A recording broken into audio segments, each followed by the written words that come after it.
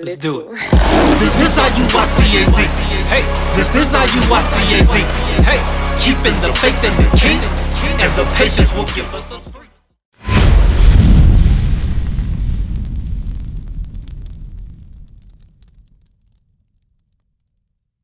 So today's class, we're going to talk about the gospel. We're talking about the gospel.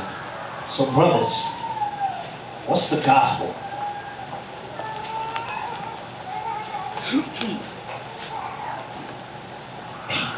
Who goes out to teach? That's crazy. That's crazy. Oh, no, I want all the hands that go out to teach, even if you're on post. Okay. Okay. So not a one of you, aside from Messiah, is always answering questions, That's a guy. wants to take a stab at what the gospel is. Hey, that's your whole purpose of why you're in this truth, and you don't know what the gospel is? You're out there teaching day in and day out to defend the gospel. What are you defending if you don't know what the gospel is? Isaac, okay, he left his hand up even after all that. Officer Isaac, what is the gospel? So the gospel is that we're the Israelites and Christ came to save us. Luke 1:68. Okay, that's good. That's good. That's real good. All right, what else? So, sir, I have nothing besides that kingdom is for us. Romans 9. Okay. That's something. Yes, sir. That's the gospel. What's the gospel mean? Oh, now your hand popped up. Just for that, that's for that. All the Christians. All the ex-Christians. All the ex-Christians. Started playing drums and everything. Hey, you should be offended by that. I said ex-Christian. No, I am a Christian. No. I'm talking about ex-Christian as far as Christianity as a sect. Tobias. T.D. Jakes. Tobias. Shalom. Shalom. It means the good news. The good news. Okay, so it's the good news. So now, with that being said, these brothers gave two good answers. They, you weren't that confident, but it was right. Okay? What's the good news of the Bible? Y'all are on the right track. I don't know why I say the gospel. Everybody got confused. No, not yet. Marquise. Oh, Marquel.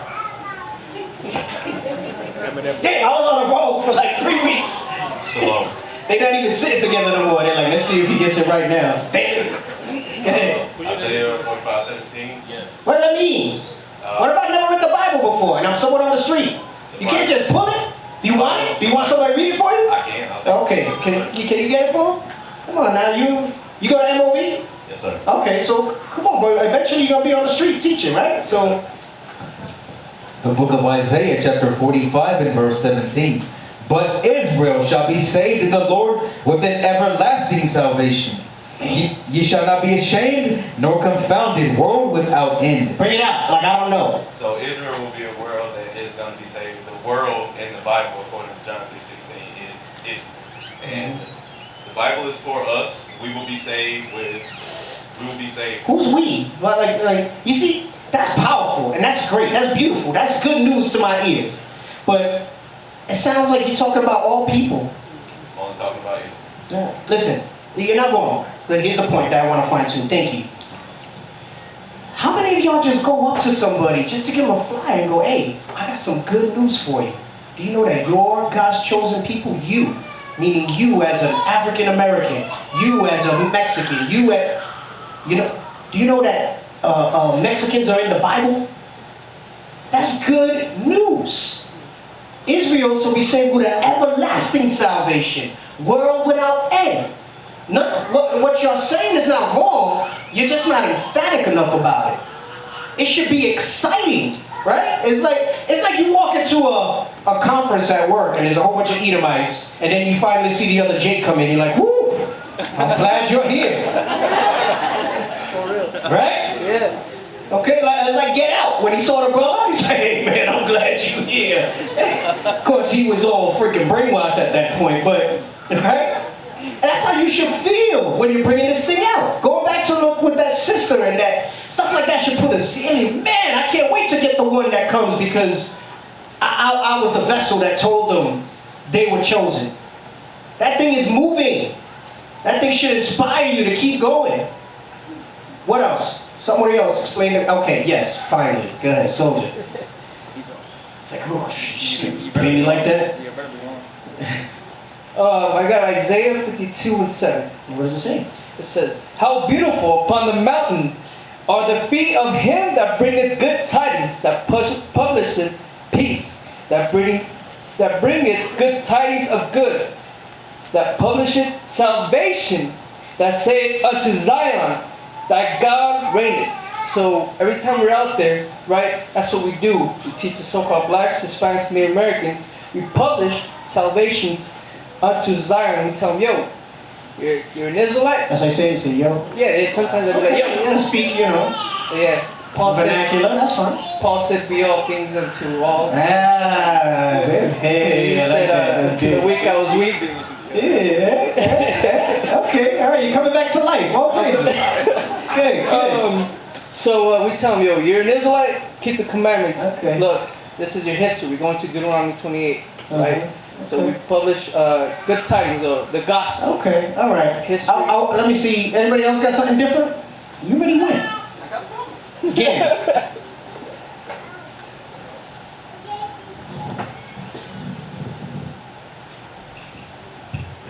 If it's a Christian-y one, I'm going to throw the mic at you because that's my next comment. Everybody's brought out good Christian-y good news.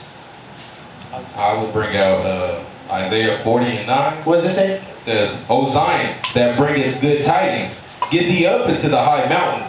O Jerusalem, that voice with strength, lift it up. Be not afraid, saying to the cities of Judah, behold your God." Yeah. And the reason why I would bring that up is because our people don't know our God. We don't know. Because it says Judah, that's why you brought it up. Yeah, that is right. But yeah, it says that, and our people don't know our God. We don't know who we are. That was very Christian. You're not wrong, it's just very Christian-y. And give me Revelation 13:10. That's good news right there. That's good news. I know you were gonna. Goodness gracious. All y'all former Christians. Oh my God. Goodness. Revelation 13:10. The book of See, I know you gonna be in the spirit. Revelation chapter 13, verse 10. He that leadeth into captivity shall go into captivity. Come on. He that killeth with the sword must be killed with the sword. Here is the patience and the faith of the saints. My hair stood up when I read that. That's beautiful. That's beautiful. That's a righteous God. To say, there ain't no turn the other cheek. There will be a recompense. That's right. And guess what? All I gotta do is obey and fulfill the work that he's given to me. And I don't even gotta, do anything else. I don't have to enact that. I don't have to plan it. The plan is there. The weapons of the warfare are there. Remember that movie Commando with Arnold Schwarzenegger? And he had to go rob the store to get. I'm not doing all that. It's ready. It's ready. All I gotta do is obey. Right? And that stuff is gonna be there. You're not wrong. You're not wrong. But come on, the good news, the gospel has a lot of components to that, right? We live in a world that's upside down. I mean, come on, the judgment that the Most High is gonna put and make all this right, that's good news. Some of y'all, I'm telling you, some of y'all is not wrong with your answers. Well, you gonna give me something strong like that? No, not now. Where are you? It's okay if you're not. What were you gonna get? What were you gonna get? And then we'll get into the cards. I was going to give Psalms 147 and 19. That's good news. That's good news. That's not. I thought he was gonna give me the other one in Psalms with the new song and all that. Yeah, I thought you were gonna give me that one, but okay, all right, okay, we can. All right, okay. So hopefully your minds are a little open a little bit now. What good news is, right? And just who we are and all that. What the Most High got in store for us. Hey, for months now, I've been doing classes bringing that stuff out with the history. That's good news, right? Okay. So let me get Galatians 1 and 6. The book of Galatians, chapter 1 and verse 6. I marvel that you are so soon removed from him that called you into the grace of Christ unto another gospel. Okay, so Paul said, I marvel how easily persuaded you are into another gospel. Come on. Which is not another, but there be some that trouble you, and would pervert the gospel of Christ. Does anybody know what that means? What does it mean when he says it's not another? Again.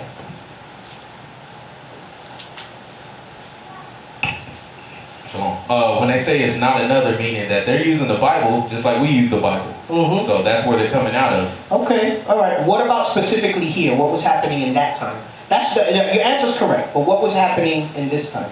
So during this time, they were dealing with like people coming into the congregation telling them that they have to be circumcised in the manner of Moses and basically give sacrifice. Oh, wait, what? They have to go back to the sacrificial law. There you go. That's what was happening, right? Because do we have to get circumcised? Yes, we do. But not Okay, under the so manner. right. No, and I want to point that out because there's a lot of misinformation out there, right? Like my Bible has a little summary before each chapter, right? And it uses a term Judaizers. And correct me if I'm wrong, that word is not in the Bible. So it's saying that Judaizers were saying what you're saying, that you got to keep the law in the faith of Christ. That's not what it is. All right? It was talking about the sacrificial law, because what died with Christ? More than that, more profound than that. The judgment for those sins died with Christ. The judgment, that's the easiest way to put it for somebody that doesn't understand the scriptures yet. Going left and right. What was crucified with Christ was the penalty. Under the old covenant, certain sins required blood. No longer because of Christ's sacrifice. But we must keep all the law. Don't go by that narrative. This is what I'm saying. We got to be careful. We got a lot of Christian-y vibe in us, right? Christian-y vibe. We gotta be careful with that. It so easily creeps into our thoughts and our conversation. All right? Read it again. Read 7. Which is not another, but there be some that trouble you, and would pervert the gospel of Christ. Right, and the perversion is really what Christianity at large teaches you today, right? When you talk about it going on today. This time, it was the sacrificial law. They were saying you must still keep the sacrificial law. And they were coming in, spreading that doctrine. Kind of like when, we have people who come in and it's like they're ready to try to, we've had a couple incidents here. We've had some brothers come in and they hear, they're like, I came so that I can teach this, so I came so that I can teach that. Well, he's going to teach you how you walk out the door from here with that, right? So that's how we roll. All right, give me Matthew 24:1. And we're going to be bouncing back and forth between Matthew 24, all right? The book of St. Matthew, chapter 24 and verse 1. Well, something you got to understand. Before we go into the good news, that means there has to be some bad news, right? There has to be something opposed to it, right? So the bad news is what we're leading up to before the good news happens, right? Before that, the only thing I disliked about Isaac's answer was, again, just he didn't really nail it home. But he went to Luke 1, right? And that's a great synopsis of what the good news is, right? You talk about trying to minimize what we teach, what we're about, right? We're going to be saved from our enemies, all right? Meaning us, the identity, all that, right? So go ahead, Matthew 24:1. Matthew 24 verse 1. And Jesus went out and departed from the temple, and his disciples came to him for to show him the buildings of the temple. Why did they want to do that? Why did they want to show him? Quick. Y'all don't know? Y'all don't know the history of the temple? Tobias. The temple, just the stature of the temple, how it looks. Okay, why is that significant, historically? The amount of time that it took to build the temple. Was the temple there before Christ's time? Before Christ died? Before Christ's time was the temple there. I don't know. I don't think so. No. Yes. See, I made you nervous. Yeah. I made you nervous. Why can't I make you nervous? I'm not intimidated. Think about it historically. There was a temple, right? Why do we keep Hanukkah? Rededication of the temple? That's before Christ, right? Sure. It was a bigger, better, grander temple. Under the Herodians, they built it up even more, right? Renovated. They did renovations, okay? So they wanted to show up because the temple during this time was probably as beautiful as when Solomon was in rule, right? So that's why they wanted to show him the temple. You got to understand that historically. Thank you. All right. So they were like, "Hey, we want to show you this temple, man. Look at how magnificent it is this tribute to the Most High. Come on. And Jesus said unto them, See ye not all these things? Verily I say unto you, there shall not be left here one stone upon another, that shall not be thrown down. Right? So he said, listen, I'm not impressed, because I understand that this is just for a time. Right? And really, he's subtly starting to prophesize. Right? Come on. And as he sat upon the Mount of Olives, the disciples came unto him privately, saying, Tell us, when shall these things be? And what shall be the sign of thy coming and of the end of the world? And that's the great question, right? That most of us probably have, right? When is the end going to come? Maybe not so much as you've been repenting here, because you understand, right? No man would really know the hour, the time, right? But they said, hey, so when is the temple going to be destroyed, right? When is your time coming, right? And they understood, because you read in Acts 1, that meant the restoration of the kingdom. Because they asked him, will you at this time restore the kingdom again unto us, right? Come on. And Jesus answered and said unto them, Take heed that no man deceive you. And notice his first thing, before he even starts going into giving them the answer to these things, he said, take heed that no man deceive you. Meaning, in these days going forward, there's going to be a lot of misinformation about the last days. Right? Come on. For many shall come in my name, saying, I am Christ, and shall deceive many. And I've gone over this when I've dealt with Antichrist a little, and I said, some people will come, and it'll be very obvious, and they'll say, I am Christ, right?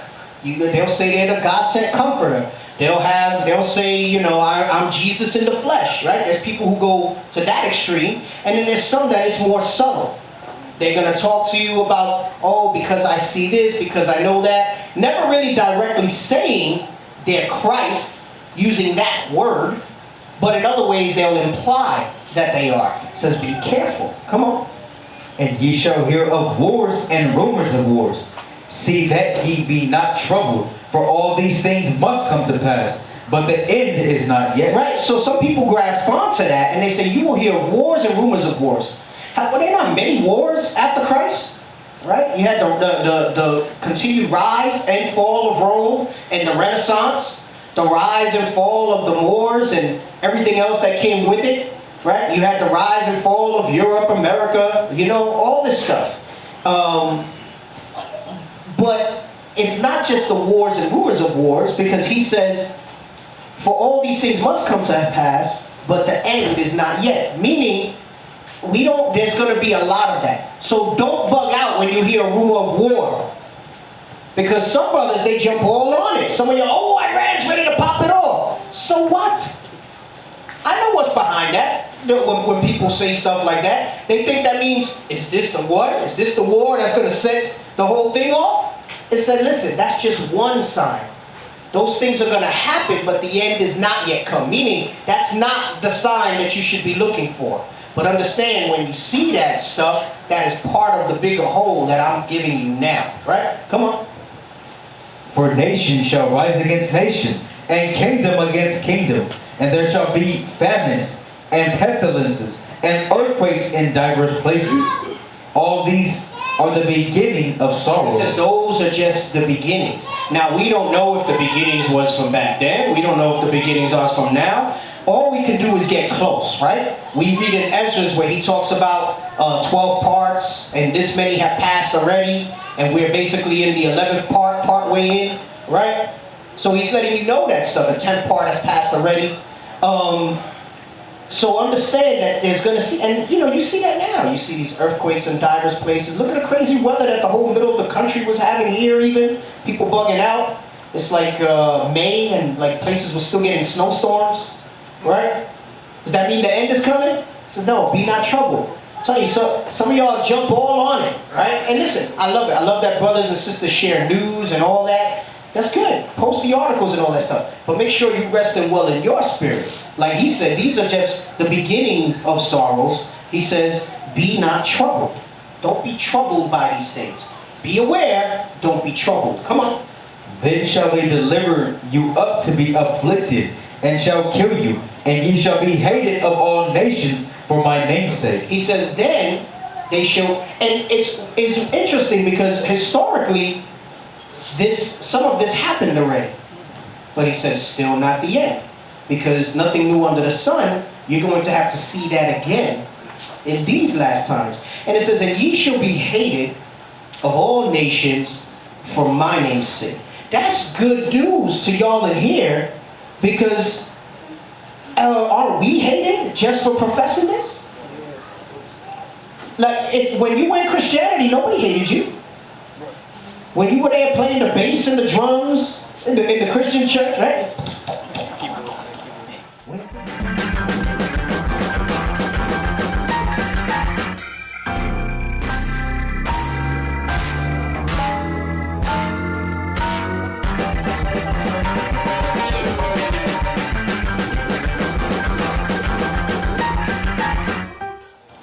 When the saints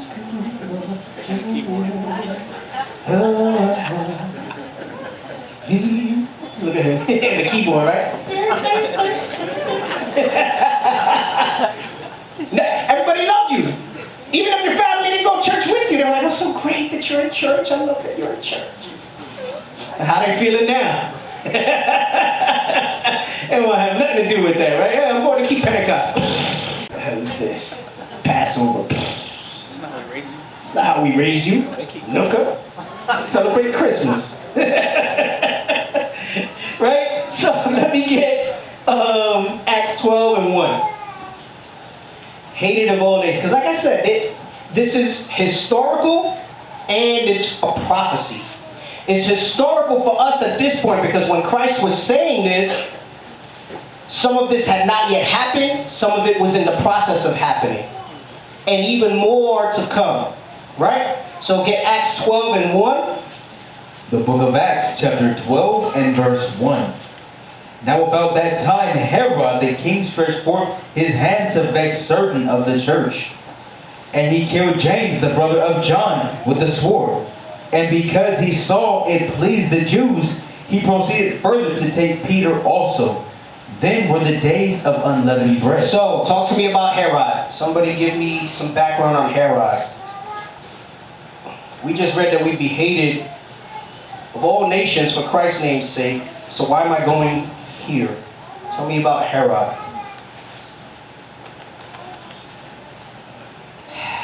Someone else. Hezekiah.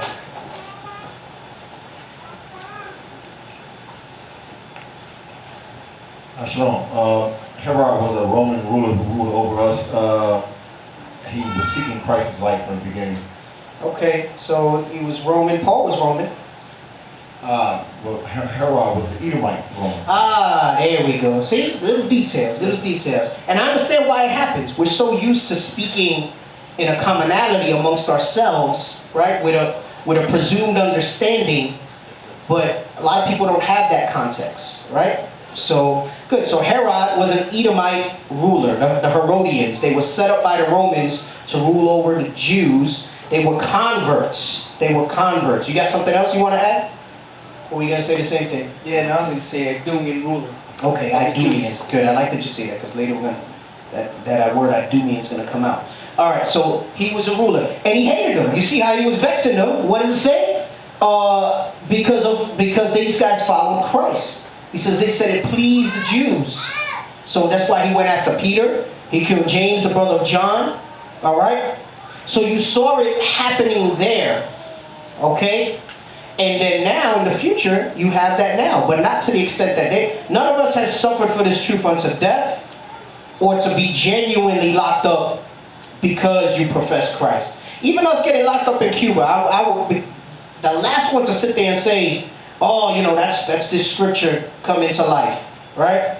Yeah, the authorities didn't arrest us because of that. They arrested us because the other guy complained because of that. Because you have some brothers that go out there and saying, I'm getting arrested for Christ's sake. No, nobody's pulling you in and saying it's illegal to worship the black Messiah, and that's why you're locked up. Right? We had a brother in New York that used to roll like that. It's like he would try to antagonize people on the subway so that he could get locked up, so he could say, I'm suffering for Christ's sake. No, you're just being a nooker on the subway, insulting people. That's what you're doing.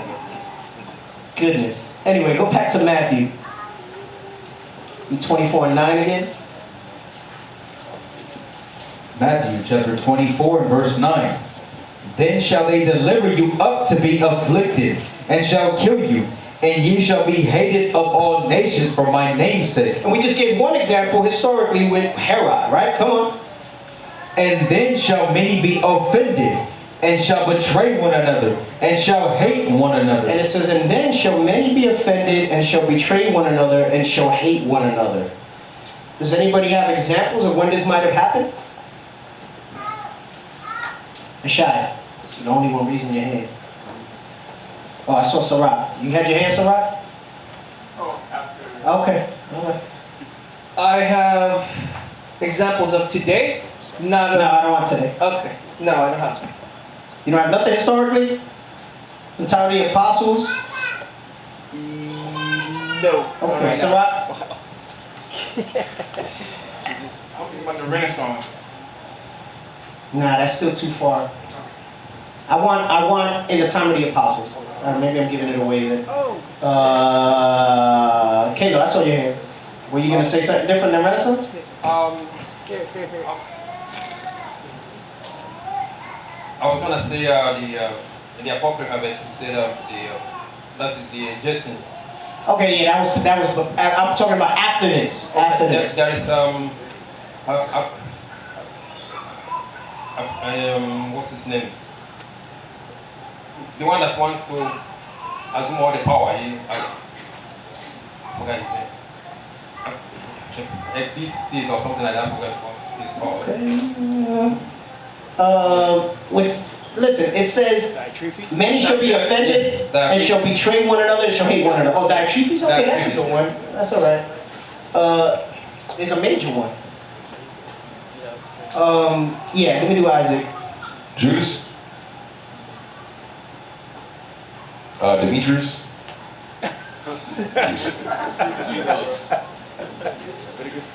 Again. Genesis, Leviticus, Exodus, Deuteronomy. Paul with the Pharisees. Paul did that? No, the Pharisees try to have Paul. Was he Paul? Well, Saul. Ah, okay. All right. Good. That's the example I was looking for. Anyone got something else? Hezekiah? And we'll go over that in a moment.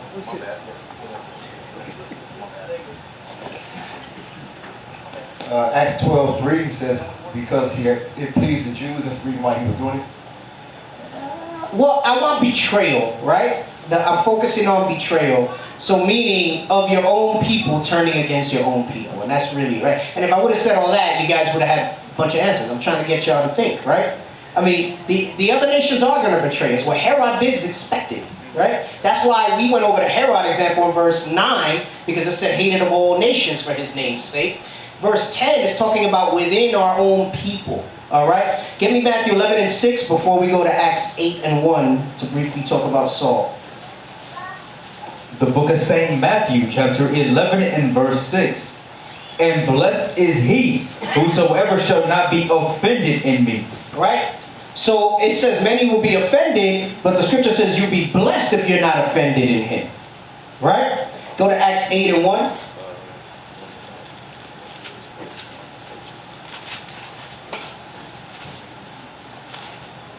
The book of Acts, chapter 8 and verse 1. And Saul was consenting unto his death. Talking about the death of Stephen, right? He was consenting unto Stephen being stoned. Come on. And at that time, there was a great persecution against the church, which was at Jerusalem. So there was a great persecution at that time. And remember, I said, you're going to see examples that happened right after Christ died. You're going to have some that happened while he was living. And then you're going to have, bringing it up to today. This is what I'm trying to stay away from today. But today is part of it. We talk about today all the time, right? It's important that you understand historically, because what will happen is Christians will come up to you and they'll try to tell you all this was done already. Right? And there's key points on here that if all that was done, then that means their Messiah is a liar because he has not come back. Right. Right? So either the Bible's a lie, which they'll never admit, or they just don't have the proper understanding of how these things will go down, right? So it says, Saul, which is Paul, that's what he was before the conversion, right? That's like if, whatever, you had your regular name and before you changed it.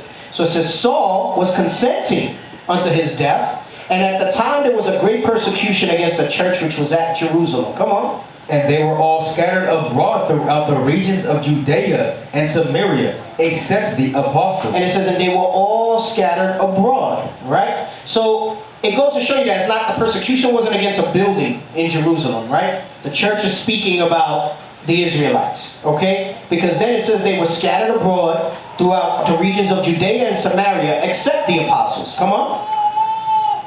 And devout men carried Stephen to his burial, and made great lamentation over him. Come on. As for Saul, he made havoc of the church, entering into every house, and hailing men and women, committed them to prison.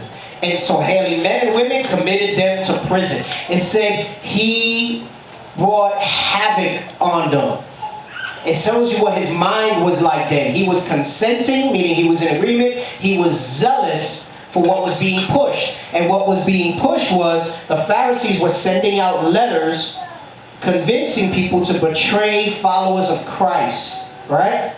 Of Israel. I'm speaking of Israel, right? So don't get it twisted and thinking it's everybody else. Of Israel. So at this time, letters were sent from the Pharisees. If you found anyone observing a certain way, it identified them.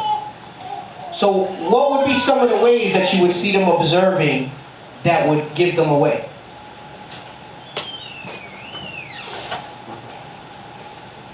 Definitely not sacrificing. That's the main one. That's the main one. What else? You got another one? No, I was just gonna say because the one day the Christians always quote Colossians about let no man judge you in meats and In respect to meats, but that's going into the sacrificial Right. law. That's the Exactly. only one I got. Doesn't mean they were eating pork and they were like, hey, you're not supposed to do that, right? Go ahead. So the ones eating pork were the ones they were killing. If based on that logic, if they saw them eating the swine. Providing a part for them, like their cattle and stuff. You had to provide for Levites. Okay, all right. So no, well that would say, okay, they're good. Don't kill them, right? Don't arrest them. But the main thing was that sacrificial law, right? That's how you knew, because they were supposed to be keeping everything else, right? The Sabbath, all the other stuff. But when you saw they weren't doing the sacrificial stuff, right? Including like let's say they weren't providing the part for the Levites and all that stuff like that to the priesthood. That's how you knew. Sure, okay. Also teaching in Christ's name. Right. So if they were also out there doing that as well, right? So obviously you hear them professing Christ, persecute them, and then there's some who might not, but you can tell by their actions, right? Or lack of certain actions that you're looking for. And this is how they were able to be persecuted. Give me 2 Timothy 4:14. Also dealing with being offended, offenses. The book of 2 Timothy chapter 4 and verse 14. Alexander the coppersmith did me much evil. The Lord will reward him according to his works. Of whom be thou ware also, for he hath greatly withstood our words. Okay. At my first answer no man stood with me, but all men forsook me. I pray God that it may not be laid to their charge. So interestingly enough, Paul had to deal with this after his conversion of people betraying him for Christ's name's sake. Right? Come on. Notwithstanding, the Lord stood with me and strengthened me, that by me the preaching might be fully known, and that all the Gentiles might hear. And I was delivered out of the mouth of the lion. Go ahead. And the Lord shall deliver me from every evil work, and will preserve me unto his heavenly kingdom, to whom be glory forever and ever. Amen. And Paul understood that even though I was being betrayed, even though I had these persecutions, right? He says, he understood the good news and the gospel, and he said, I'm still going to roll with this stuff, because he realized what Christ was saying in Matthew 24. So he said, listen, this stuff is supposed to be going down to me. He didn't get, oh, woe is me, this one don't like me, this is happening in my life, so this must mean that, you know, the truth of God is of none effect. No. Everybody's going to go through different things. But again, remember, not to the extent, these guys, they were getting locked up, they were getting killed, they were getting beaten. All right? All to preach Christ. And we're not there yet. But that will happen again. This is why I remember years ago we spoke about, this is when we were still in the basement, and Bishop asked, yeah, you know, who's going through tribulations? And, you know, brothers is raising their hands, sisters, and he's like, hey, what's your tribulation? Oh, you know, I can't pay the rent, I lost my job, you know, whatever it is. I'm having this, that, or the other. It's not tribulation. Right? Yeah, surely they're trials to see how you react to them. But it ain't tribulations, that ain't affliction. Right? You got to strive to blood before you say you're going through it. Some of y'all, man, the smallest thing dissuades you from this. You lose all your courage off of a minor thing.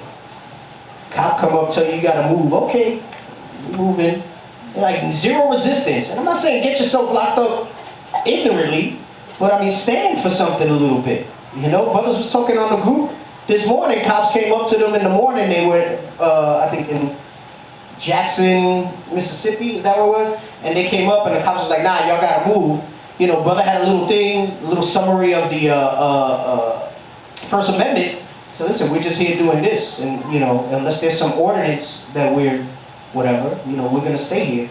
And the cops just kind of got shut up. So, you know, they look to us and they're like, oh, they must be ignorant. And they take advantage of that ignorance. And they just think that they can tell you whatever. And they use their authority, they use their position to try to strong-arm you into not doing the Lord's work.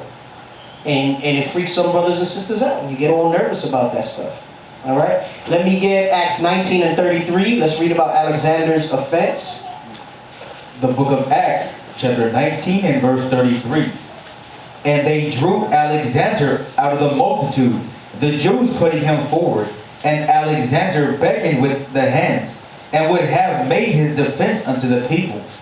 But when they knew that he was a Jew, all with one voice about the space of 2 hours cried out, Great is Diana of the Ephesians. Right, so they were here at Ephesus and they said, hey, Alexander's one of us. Let's have Alexander go up and speak on our behalf, because they know him, right? He's from here and they know him. And it said when they saw, oh, wait a second, he's a Jew. They said all with one voice, for the space of 2 hours, they cried out, Great is Diana of the Ephesians. For 2 hours, that's all they said. So it was like a chanting, Great is Diana of the Ephesians, for 2 hours. We've had stuff like that happen at camp where people come and they'll just like repeat like a prayer. Yeah, blood of Jesus, or you know, in the name of Jesus Christ, we rebuke you. In the name of Jesus Christ, we rebuke you. They'll stand in a prayer circle, repeat the prayer over and over, you know, and try to overtalk you and all that stuff. You got some people that it might not even be a prayer or whatever. They just come and just repeat the same thing. Man, we had that one guy in the Bronx camp some time ago. It must have been for like 2 hours. He just kept going up to brothers like in their face, like trying to say something, trying to antagonize them. Security guard? Yeah, the security guard dude. Yep, just trying to, man, I think we used to have a lot of things in the Bronx, man. So yeah, some people be like, yo, yeah, camp was good out here. And I'm like, good relative to what? Like, you know, we used to get all types of stuff over there. But then, for like, remember, for 2 hours, he was just going around trying to antagonize people. Had to go to work and everything. Had to go to work, he was late to work and everything, just... I think it was something about the other nations that cut him. We were like that, yeah, or like, was it like his mother was Esau? Yeah, that's what it was. So he was Northern Kingdom, but his mom was Esau, and that thing like vexed him. So for 2 hours, he was just repeating the same stuff there. So it's the same thing here, like the stuff that they were holding on to, right? And then Alexander lost his courage. Come on.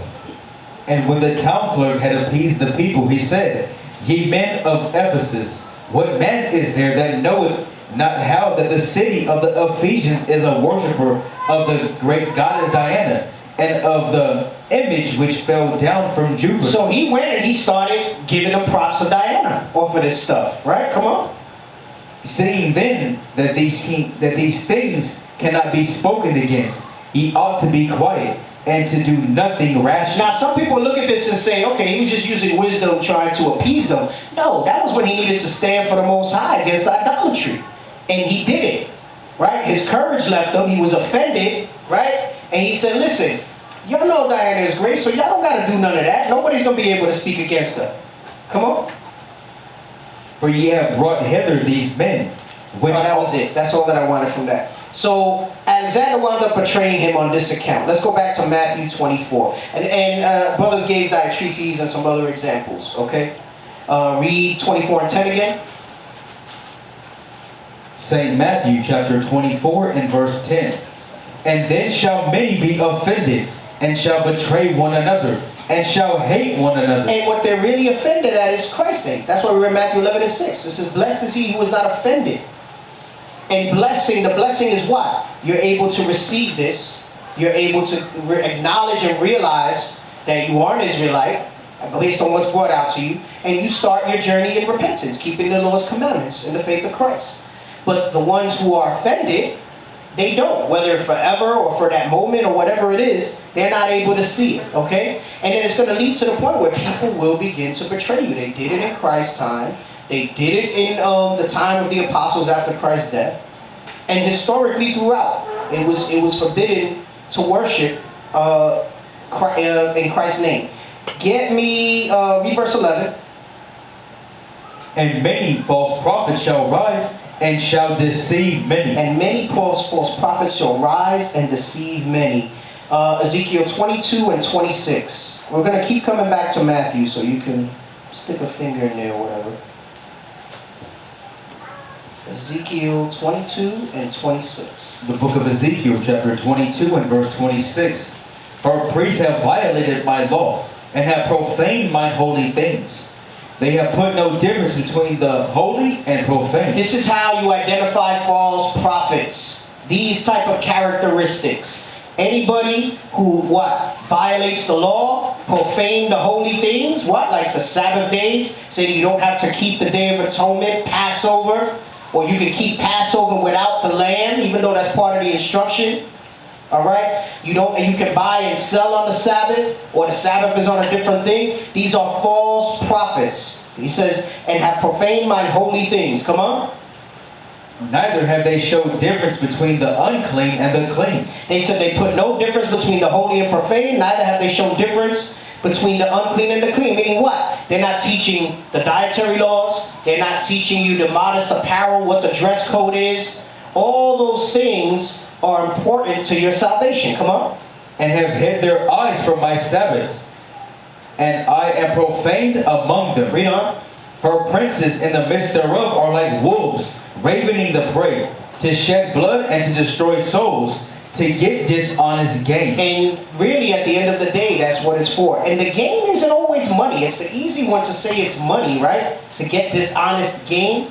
But the gain could be that they just want followers. They want attention. They just want, in the realm that we live in today, sometimes that's all they want. Maybe a little social media juice or whatever it is. It might not necessarily always equate just to money. Money's always at the end of that, but it's not just to money. And this is an easy way for you to understand and measure if somebody's a prophet or not. We had a brother in California, didn't keep Pentecost with the camp, kept it with brothers that had left off of the heresies and false doctrines, and said they're not out the truth. So I chose to keep it with them. So did not keep it with the IUIC camp and went to keep it with what amounts to non-believers, because he didn't know this scripture to measure what a false prophet is against. And it's real simple. Nobody should have to tell you, don't talk to them. They were not put out. If they have a different doctrine, and I'm not talking about they're not sure of it, and they're coming to you so that maybe to answer questions, maybe they want you to bridge a door to come here. Maybe that's different. But I'm talking about people who straight up this is what it is, and it's okay. We can do different things. Well, what was the quote that I saw the other day from someone talking about, because I was in a cult, I missed out on how many great people are in the Israelite community. Great people? For adding years to his walk. Great people who commit heresies, who profane the Lord's Sabbaths. That's great people. The Lord don't deal in great, nice people. He deals in the ones that keep his commandments and the ones that don't. Look, it's very simple. 144,000 elect leaders have to be sealed with the laws on one mind, one accord. So if you come to me with something outside what the Bible says, you're hindering that, and you're keeping me in captivity. I can't be cool with you. You ain't great to me. So I gotta look at it. You keeping me in captivity. Hey, it's like that clip that Deacon Yeltsin was talking about. The day the Geechee is gone. That's right. Right? You watch that clip in that movie, man, and that's a powerful clip. A lot of y'all, if y'all don't know, he's sitting there and he's talking. He basically I'm paraphrasing the hell out of it. It's a powerful scene. He tells about it. He goes, listen, man, black people can't afford your kind anymore. He's saying this to the younger brother. He goes, the days of shucking and jiving and cooning and all that stuff is over. You're a hindrance in that mindset. We cannot continue to carry you along. Basically telling you dead weight. And you either going to repent or die. That's it. Right. So that's what he said. He said the day of the Geechee is gone. So if y'all ever wonder, some of y'all, it might be too young for that, when y'all start talking about that, he talked about that scene from the movie. And he used that one word, and that's why he's been putting the hat on the front wherever he goes. Somebody made him the hat. So the day of the Geechee is gone. Because he was telling him, that's the conversation he had with him. He said, hey, we can't afford your kind anymore. That's basically willing to continue maintaining the estate of this world. We need people that are going to rise to the occasion and do what they got to do. And in some respects, that's dealing wisely. Because I remember that movie as a kid, man. I couldn't understand it. Because like the guy in that scene, he was like beating up one of his own, and he was calling him a nigga and stuff. And I remember asking my mom, I'm like, why is he so hateful to like his own people? Like I don't understand it. And you know, it's like years later, I look back at it in retrospect, and then with these scriptures, and I'm like, damn, that's heavy. It was very symbolic, right? Not that you go kill your brother, but you got to kill the Negro. That thing gotta die. Because that's not us, it never was us.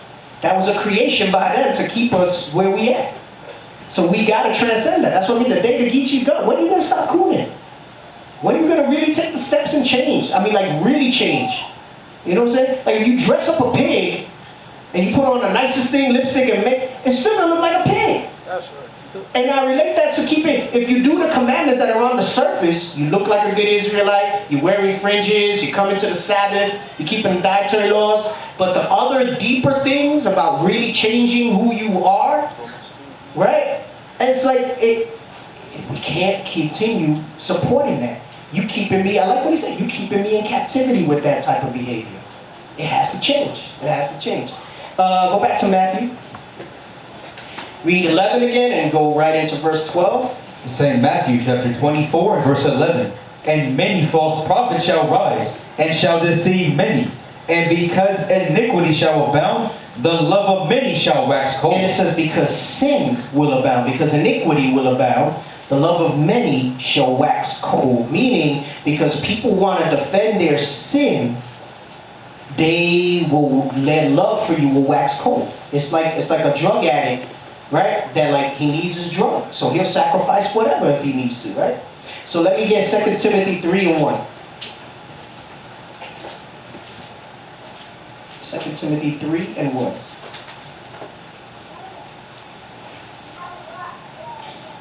The love of many shall wax cold because of iniquity. The book of 2 Timothy chapter 3 and verse 1. This know also, that in the last days perilous times shall come. For men shall be lovers of their own selves, covetous, boasters, proud, blasphemers, disobedient to parents, unthankful, unholy. These are all things where the day of the Geechee has come. We got to put those things behind us. If any amongst us cannot come over these things, you're going to get left behind. We don't even got to do much. Your eventual self-removal will happen on its own, because we're not going to condone certain types of behaviors, but for only so long. And when you keep getting pressured on it, your love is going to wax cold for whatever unity and whatever you see here. You're going to forget that first love. You're going to forget that thing that drove you to repent. And you're going to fall away. Come on. Without natural affection. And that's a huge one in Israel. We are so broken that there's so many of us that we don't know how to love each other. We don't know how to love our kids, our wives, our brothers. We still have this thing in our head of what it of what it really means. And I'm not talking about the physical part alone, right? We know the chief part of love comes from what? The application of these commandments together. That's real love, because if I see you committed and focused on this, then I know you're not trying to keep me in captivity, right? You love me enough that you're enduring what you need to endure so that all of us can get there together. But even on its most simple form, some of us don't know how to be that. This is why I always point to the Titus where it says, women have to learn how to be good wives. It says you must teach them how to love their husbands. But guess what? Men have to learn that as well. We're raised and broken in dysfunctional homes. We let TV tell us how we should be or what a relationship or a marriage should be. And we have this big misconception of what it really is to have a divine order and structure, starting in the home and then as a community. Go ahead. Yesterday, I went and had lunch with my wife, and we're having a conversation, and I let her know that she's the fourth person in my life that's the most important, right? And Most High, Christ, and then I said, guess who's number third? And she's like, your brothers, right? She gets upset. I said, no, it's myself, because if I can't love myself, then how can I love you? It's heavy. No, that's too heavy. That's too heavy. I know he said right, but that's too heavy. A lot of brothers like holding their breath there. They don't know. They don't get that one yet. They don't get that.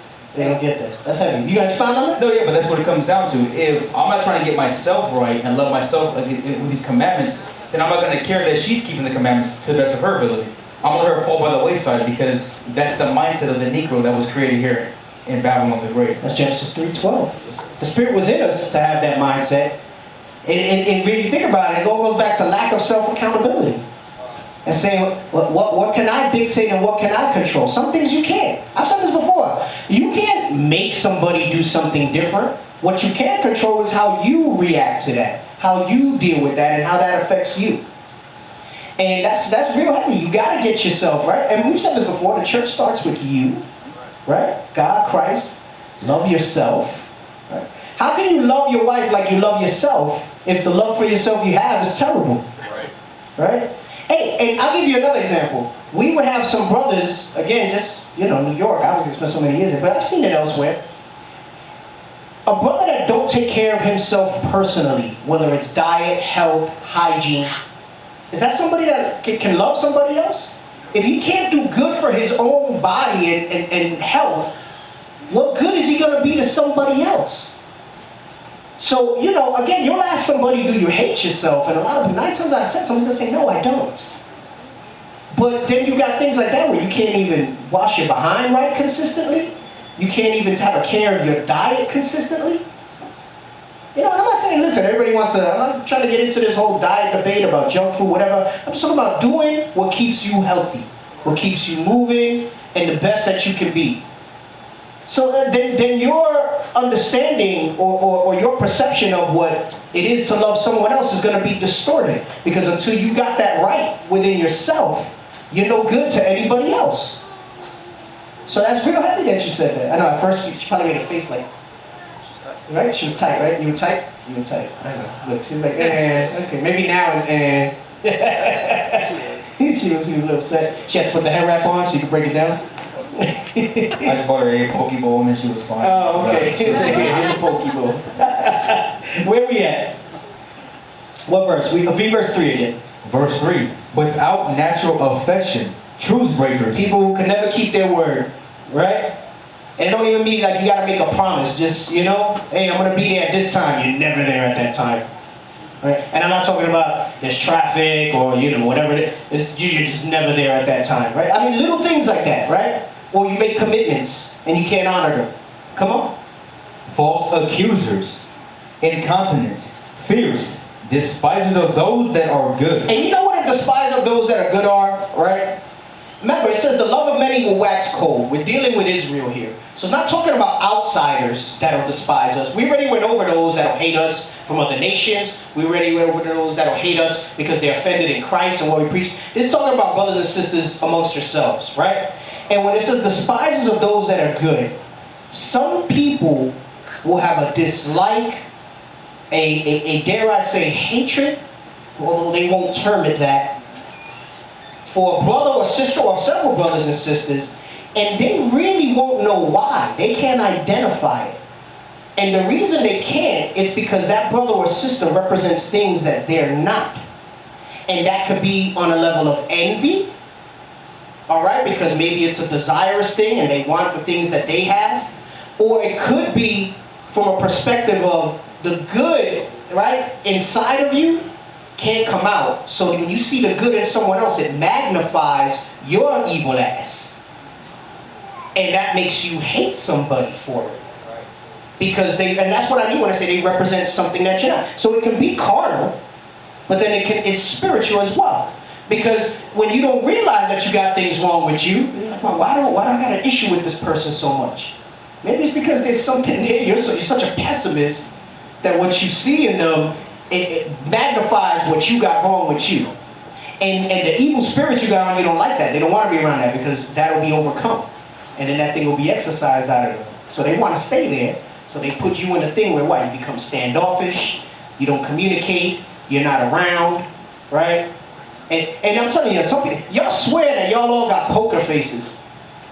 I've very rarely met anybody who got a stone cold poker face. Almost everybody, the scripture tells you your countenance doth reveal. And your countenance will tell you, you be telling me with your mouth, you know what I'm saying? That's why somebody's like, no, right? Right? Or yes, right? And it's like, who you are speaks so loudly, I can't hear what you're saying. And you think like it's not revealed. You think you got it good and you're keeping everything packed in. Some people more so, right? They say you have your heart on your sleeve, just people see and you're out there. But then others, y'all think that you're slick and that you're going to operate that way and that it's not revealed. The scripture says otherwise. Okay, what you say, the scripture says your countenance reveals. So of course you're going to see if someone looks down, someone looks out of it, whatever it might be. Some of y'all brothers ask me sometimes because I'll say something, I'll see one of y'all and your spirit don't look right. You look dead, you look drained, you look something wrong. And I'll say something, you're like, how do you read spirits? Well, I don't read spirits, it's just you freaking telling me what's wrong with you. It's something that I prayed for, so it just comes, right? And you see it. So it says despisers of those that are good. Come on. Traitors, heady, high-minded, lovers of pleasures more than lovers of God. It says they become traitors. They're heady and high-minded. I keep all the commandments. I can't imagine what I'm doing wrong. Oh, I'm on point. I wish more people would be like me in how they do that. Why can't people see all the good stuff that I do? High-minded. Lovers of pleasures more than lovers of God. Come on. Having a form of godliness, but denying the power thereof. From such turn away. It says they have a form of godliness. Remember how we read in the beginning? If anyone preach another gospel, it's not really another, right? So they will have a form of godliness, but it's really another gospel that's being preached by their actions and what they do, right? And that, I'm telling you, that starts first and foremost in here, and then you also see that with people who leave, and you got this brother saying they're still keeping the commandments. It says the ones that are like this and have a form of godliness, it says, but denying the power there, it says from such turn away. Don't fellowship with them. It says turn away from them. Come on. For of this sort are they which creep into houses, and led captive silly women laden with sins, led away with divers lusts. And remember, it says divers lusts. And I like that it says that because letting you know, it's not just sexual lust. It's divers lust. Whatever you want to hear, right? Some women feel like, oh, I was talking bad about women. Like the sister with the question last week. What do I have to look forward to in the kingdom except being pretty and a life of servitude? And Bishop handled that beautifully. You think you're going to be a servant in the kingdom? You're going to have servants, dum-dum. No, what she was saying is, I want to be a queen. The servitude is I don't want to be under the, that's hip talk for I don't want to be under the man. That's really what's being said behind that. Right? What did you say? She's part of the beehive? Yeah, right? Beyonce's followers, the beehive. Hey, I'll tell you, that's a modern day Diana of the Ephesians with that going on. I know, I don't want to go too far left with conspiracy, but they say she has all type of symbolism with Baphomet and all that stuff. So she's pilfered up as like a goddess, right? I bet you that's how they be talking to her. I'm a goddess. Right? That's how it is, right? I seen them Self-empowerment sisters. You're a goddess. You're a goddess. Putting that in your head. Ridiculous. Come on. Keep going on with that. Go ahead. Ever learning and never able to come to the knowledge of the truth. I watch classes, I study, you're ever here, years in this walk, and never able to come to the knowledge of the truth. And what it means is not the yeah, you know you're Israel, yeah, you know what the good news is and what the promises of, but never fully understanding what it really takes to endure to the end. All these things needing to be applied in that. Let's go back to Matthew 24, read 12 again, and go right into 13. Matthew 24, verse 12. And because iniquity shall abound, the love of many shall wax cold. But he that shall endure unto the end, the same shall be saved. So, he that shall endure until the end, the same shall be saved. So let's go to 2 Timothy 4 and 5 for the perfect example of enduring to the end. I've said this before. I want to be able to say this on my deathbed. Lord's will, life lasts that way, right? Or I don't die suddenly. Like, you know, if I'm kind of like slipping away and I got a chance to say some last words, I want to say this. Go ahead. The book of 2 Timothy chapter 4 and verse 5. But watch thou in all things, endure afflictions, do the work of an evangelist, make full proof of thy ministry. Like, that's the advice I want to give to like my son, to anybody that's around me in that day. Listen, make full proof of your ministry. Everybody has their own ministry that they have to fulfill. Their own offices, their own calling in this walk. Some have multiple gifts, multiple blessings from the Lord to bring different administrations to the furtherment of this truth. Others, you might have one singular purpose in this. But make full proof of thy ministry. And what does he mean, make proof of it? Make it worth something. Why spend your whole life in this halfway and then still not make it? Make your calling and election sure is what he's saying. Because if you go part way, some of y'all think you're going to figure skate into the kingdom. And what I mean by that is, I might have said this before, I used to work in retail, right? I think we first came up with it in Old Navy, right? I think it was 1996. We opened up Old Navy in the Bronx. And we were there, whatever. And we had people, there were some of us that we would put in a lot of work. We were always busy. We were the ones that got called more hours, overtime. And you had others that they would look busy. Like when the manager was walking by, all of a sudden they pop up and they're like doing this, right? We had the denim wall. That was like a big thing. Then you had to fold the jeans a certain way so that it looked fluffy and the wall looked nice. You ever go and the jeans all look flat and whatever, it looked bad, but you go and you see like a nice wall. Like those of us who work, we took pride in it because it just looked nice. It looked like a perfect wall of denim. And people would walk by and be like, yeah, this one figure skates. This one figure skates. This one act. And so they would start touching the wall like this when someone would come by and, you know, like they're smoothing out the jeans. Because there's a way you would fold it and everything to make it look nice. The shirts, the tables, and all that stuff like that. And we said they were figure skating. And those are the ones that, like Paul said, not in my presence only. Those are the ones that, you know, when showtime's on and you're hearing the body, you would never think that these people got anything wrong going on in their homes, in their personal lives, nothing. They must be the perfect Israel. How can I be like you? Right? It says make full proof of your ministry. You gonna say something? Okay. All right. Go ahead. Come on. For I am now ready to be offered, and the time of my departure is at hand. I want to feel like that. I'm ready to be offered. The time of my departure is at hand. I've made full proof of my ministry. Come on. I have fought a good fight. I have finished my course. I have kept the faith. No regrets. Right? In sin, carnally, people tell you no regrets is I freaking committed every sin that I wanted to sin. I went out freaking with my hair on fire. Right? And you're going to be on fire for a long time after that too, right? But in righteousness, you want to be able to say, hey, I fought the good fight. I finished my course, right? He says, you have your ministry, thy ministry. He didn't say make the ministry, he said die. You each have your own. He says, and I have kept the faith. Come on. Henceforth. Meaning, and because of these actions, because I endured and I died in this walk, making my calling and election sure, making full proof of my ministry, come on. Henceforth there is laid up for me a crown of righteousness, which the Lord, the righteous judge, shall give me at that day. And not to me only, but unto all them also that love his appearing. And he said, hey, I'm not just talking about me. Because some of y'all may look at me in my example and say, I'm not Paul. I can't do what Paul did. I can't be Paul. He says, but not just me, but unto all them that also love his appearing. And what does that mean? Some people, when they see him come, are not going to be happy. It's going to be wailing and gnashing of teeth. Because they're going to know that the end has come. Especially the other nations, right? Wisdom of Solomon 5, it says, oh my God, is this them that we sometimes had in derision? How are they numbered? Right? So it says, you love his appearing by taking heed. By taking heed and making full proof of your ministry. Understanding the times that we're living in, the times that have passed, and what's required of us ultimately. Now they will see the true men of God.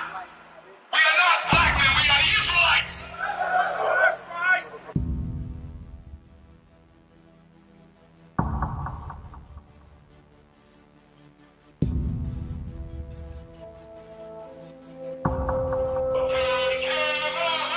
Take care of us. And our children too. And our children too. We have repented. We have repented. How about you? How about you? People want to know, who's the king? Oh, nation of Israel, it's time to return to the Father. Oh, nation of Israel, it's time to return to the Father. Now why they trying to make it so hard to serve God? And why when I say that I'm a Jew, it sound odd? For years I've been walking around saying that I'm a black man. I ain't saying that no more, it sound wrong, man. This is Bishop Nathaniel of Israel United in Christ. Please subscribe to our YouTube channels. Stay up to date with our latest events, music, and classroom lessons.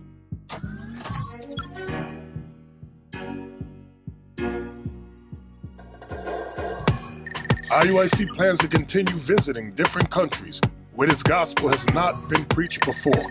IUIC needs your help in pushing this truth.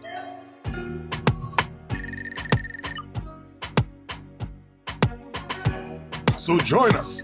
Subscribe to our Instagram, Facebook, Twitter, and podcast, and stay up to date with us.